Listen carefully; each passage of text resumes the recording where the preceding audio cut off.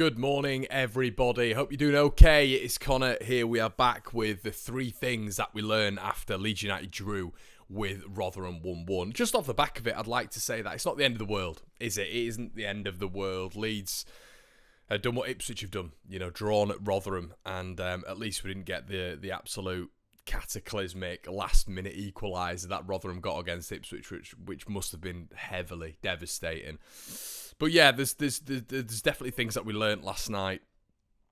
I think there's many things to discuss, and get your comments in the section below, everybody. If you didn't check the review out last night, please make sure you do so. But straight away, I want to talk about the first thing that seems to be quite controversial. I did put it out on Twitter last night, and I just want to say before I do all these things, I'm not, you're not hounding these players out or anything like that, and I'm not directly hammering them or anything like that. It's just a discussion point, and I think sometimes people miss that. But it's YOEL PERAU, and this is one thing that I've learned, and I'm learning so far with the Dutch striker. It's a tough one. I don't know if his game needs to develop. I don't know if Farke needs to do something a little bit different with his positioning. But he's two for 16 million quid, and for the striker, we knew that we were getting from Swansea, a real operator on the edge of the box, someone who's deadly, a deadly marksman from that position. We're not seeing enough. And last night, it was really interesting on the watch-along. The ball came to PERAU. It was a quick dummy by Dan James, came to PERAU, and I thought it was Rutter. And as soon as it was Rutter, I turned around and went, oh, unlucky. But as soon as I knew it was PERAU, I said, he had to do better there. First time effort, into the keeper's hands. And Gabe turned around to me and said, that's harsh because you changed your opinion from Rutter when it went to PERAU. And I said, the reason I changed it immediately right then was because that is where YOEL PERAU is supposed to be deadly. That's what we signed him for. That's in YOEL PERAU's position where he's so effective. Not in and around. He's not a fox in the box. He's not a Gary Lineker or an Alan Shearer. That's not what he is. He is an edge-of-the-box marksman. And that's why Daniel Farke continues to play him in that number 10 spot. He's not a number 9, everyone. And I know everyone thinks that if we push him up, it's going to change everything. He's not. He's not got the attributes to be a number 9. Look at how he plays football games. He is nowhere near a number 9. For Swansea, he would act as a 9, but he would always be dropping deep on the edge of that area, receiving the ball, striking from outside the area. We've seen it so many times for Swansea. Especially you go on his YouTube compilation of his 41 goals. All pretty much 95% of them from the edge of the area, or just random tap-ins every now and again. So one thing we're learning for me is that he needs to be in games more often. And if he's not in games more often, Leeds we don't really have an outlet, and that's why I understand the calls at points, the very, very, very minuscule calls to bring Patrick Bamford on. It's not because Bamford is an insane player, but he's an outlet. He's a number 9. He's going to be at that point of which you expect that player in that position to be. And I think at this moment in time, we're struggling to find that. We really are. And especially when Rutter's off colour, which he was yesterday, what do Leeds have in that position? It feels very mixed. It feels a little bit confused. And Rutter yesterday was struggling a little bit, whether or not that's fitness, whether or not that's been part of the French under-21s and been slightly lethargic and tired. But when he was out of that game yesterday, just nothing in and around that spot. So one thing we learn, and we are learning progressively with this side and YOEL PERAU, is we need more from him. For 16 million quid, in my opinion, Leeds United need to see more from YOEL PERAU, whether or not that's a Daniel Farke thing, whether or not that's a YOEL PERAU thing. I think sometimes in-game as well, he can be slow on the ball. He loses possession quite a bit as well, in my opinion.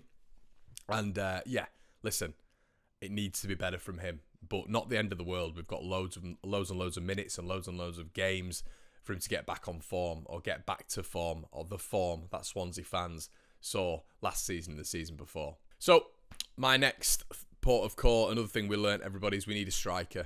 Simple. Leeds United have to go and buy a striker in January. I've mentioned a left back and a centre back as absolute necessities, and I still believe that. And we're going to get onto Liam Cooper in just a sec. But in terms of the January month, it is so obvious that we need a striker, and we've got players that can go out, can facilitate that. You've got Joe Gelhardt, who can leave, who should be leaving in January on a permanent fixture. There's potential that we get other deals done, maybe Mark Rocker, so capital's coming in. And Leeds are in a strong financial position, as we found out the other day from financial football expert Dan Prowley. So Leeds simply have to go out and get a striker. It isn't good enough at the minute. Patrick Bamford, I mentioned last night on the watch, and I'm not just blaming Pat, but I've said previously about YOEL PERAU, and now I'm talking about Pat Bamford, and the obvious problem is the striking role, or that other, that position that is effective in front of goal. Bamford, there was even moments, I mean, his positioning for the goal, he got a tiny bit of a flick on for Anthony, but his positional awareness, I think, has definitely gone downhill. I used to credit Bamford with that a lot, his positional awareness. I think it was pretty good playing on the last line. Last night was another example how now it seems like in his career, he's not as on point as maybe he once was. And maybe that's minutes, maybe that's just form dipping and quality going. But for me, there has to be another striker coming in. He's so ineffective when he comes on. There was a lovely little moment, actually, giving credit to YOEL PERAU, where PERAU plays that ball forward. Bamford was called offside, and I think it was around about the 75th, 80th minute. Now, he wanted the ball in that position. He's a number 9. He did well to receive the ball. The ball balloons off his foot. You all know what I'm talking about, and into the air. He just doesn't have that ability to caress a ball. He doesn't have the ability to really be potent in that position, have a little bit of guile, be cute.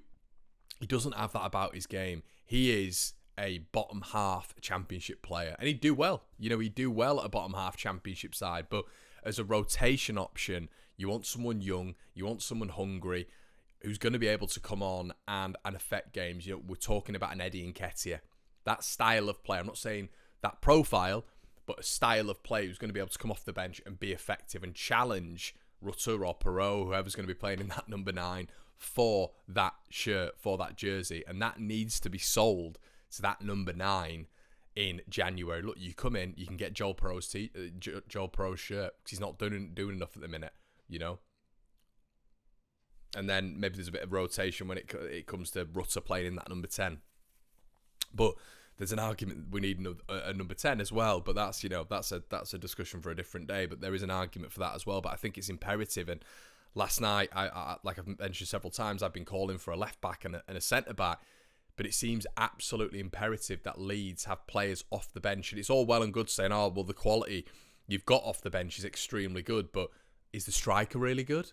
Is the striker up to the level? Like if PERAU's not performing or Rutter's not performing, who have we got coming off the bench? It's Pat Bamford. Is that good enough? It's not, is it? Years ago, even in the Bielsa system, you had Bamford when he was a much better player. I never properly rated him, but he was a much better player at that phase. And then you had Eddie coming off the bench. That's quality. That really is quality for a portion of the season. We don't have that now. We do not have that whatsoever. It's a massive gap in the Leeds United side. So for me, a striker is absolutely critical in January. And, when you're looking at a Liam Cooper as well, I just want to talk about him. He just looks nervous on the ball. There's a massive, massive, massive reliance on Joe Rodon to progress through that period and through those phases of play into that midfield. You saw Joe do it a couple of times. I didn't think he did it enough. But when I'm watching the game back, and I'm watching it back this morning, I'm looking at it and thinking, well, Cooper's just terrified to do it. Every single pass Cooper makes is to Firpo, the left back, or back to MELER. We always used to talk about there was a chant about the crossfield balls. Why is he not doing that anymore? Leeds are wide. Leeds play on the wingers are very far wide. Those crossfield balls are still an option. It still gets Leeds up the pitch. It's an effective method of progressing Leeds up that football pitch. He doesn't do it anymore. He looks nervous to make a mistake. He's not proactive enough in terms of having the ball and moving it out. And when he does move out with the ball, he takes an extra touch and ends up lunging. Liam Cooper has always done that, but he's doing that more and more and more now. He's getting spun. He's getting done for pace. A centre-back is essential. But now it's interesting how a striker is as well. But there's way too much reliance on Joe Rodon, and we don't seem to have a striker who can come on and do anything. Finally, everybody, I do have to discuss this. And it's, listen, there was more than enough time for Leeds United to win the game. And I am not blaming this individual, but I think it's key from what we were speaking about the other day. Out of Championship keepers who've played 5 or more games, I want you to listen to this. MELER ranks 21st out of 27 for save percentage, saving just 65% of shots on target. Saving just 65% of shots on target. One more time, 65% of shots on target. We had this discussion, and I mentioned this, and Joe Wainman was a big advocate, and I tried to make this point the other night when I said to him, who would you have rather has got when we went down? I'm not blaming Eli MELER for the fact that we drew this game, by the way. But I do think, even when Liam Cooper had to clean the ball off the line, you saw in the first half when Somerville went through, Victor Johansson made himself big. Used all of his frame, 6'3", 6'4", used his frame. Really difficult for Somerville to get the ball round him there, Used his frame really, really well.